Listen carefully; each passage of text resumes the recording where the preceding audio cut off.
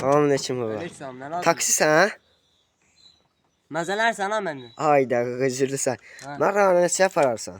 Nə qədər verərsən? Allah üstündə 3 manat var. Maşın biraz köhnədir, xoddan sapararım. Hə, yaxşı.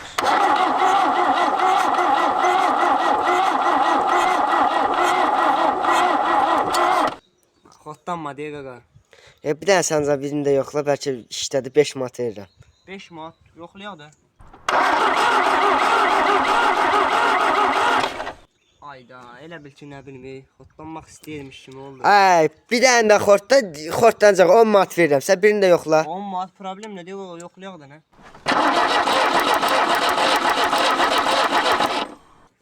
Ay, elə bil o az qalırdı xodlanmağa. Nəsə çatışmır elə bil. Ay, sən canı. Sənə bir dənə də xorta 15 manat verirəm. Bir də xortdancaq. Ay, ya bu dəqiqə qaqa.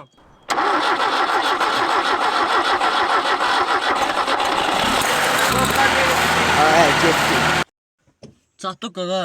Hə, oldu qaqam. Sağ ol. Sağ ol. Pulu da qoydum ora. Ha, yaxşı, sağ ol. Biraz gec xoddan idim də, gül kimi gedirdik. Nəysə.